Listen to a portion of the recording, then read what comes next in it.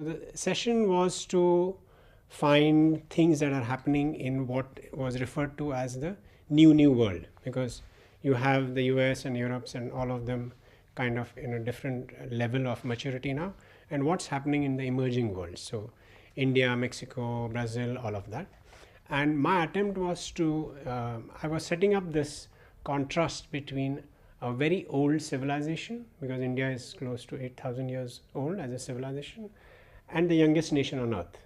We are the youngest nation on earth. We are 65% of us are below 35, 50% are below 25 years of age, and amazingly that's going to be so till 2030. Now, is there anything that is a continuity between that very old thing and this very new entity? If there is, how has technology utilized it in a very unique way? And the one word answer to that is mobile phones. We have 1 billion mobile phones, and since we trust not texting but calling, we have become the missed call capital of the world. So everything happens with a missed call. You want data, you dial a number, let it ring 3 times and put the phone down. So you save the cost of the call, and then the person or the content creator who wants to send you that stuff, he sends you that stuff. So you can have entertainment, you can have your banking details sent to you, you can have the Prime Minister's speech sent to you, just by doing what is called as a missed call. This is a very unique concept in India. I also was providing other examples of how Indians trust the ear more than the eye. So that's because historically, mythologically, philosophically, for thousands of years, everything in India has been transmitted orally.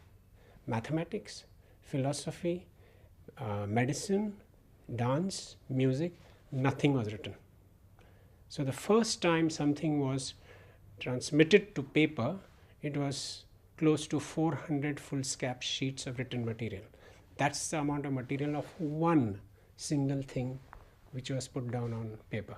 So now, of course, people are trying to archive, and the digital world is upon us, so all of that is working. But still, if you want to get work done by an Indian, write an email, but don't depend on that. Call him up, tell him I've sent you an email, and please read the email. That's the best way to do it. The first thing about the summit, to me personally, was the fact that this entire awareness of what it means to be independent. I had never thought of it like that. We were born in 1999 and I was a co-founder, but I never thought of the virtue of being independent. So there is a whole lot of material that I'm taking back about the advantages of being an independent. The second part of the summit, I think, is very fascinating, is they have done a very holistic job of providing windows of all things. So as an independent, I need better negotiation skills than others, because I'm not backed by a gorilla. So there was something about negotiation skills. There are things about technology which haven't reached our shores. So programmatic scheduling, that hasn't, I got exposed to that.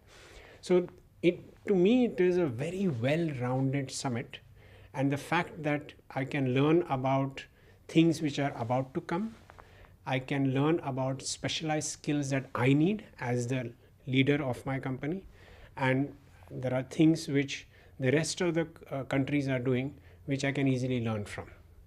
I mean, I never look at myself much as a networker, but some of the people became brothers overnight, whether it was at the cocktail or things like that.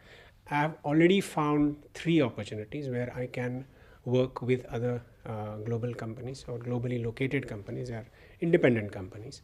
So that part is well taken care of. But I think the inspiration was enormous to find soulmates, that there are other independent people who think like me, that culture is more important than strategy, that people are at the center, not money.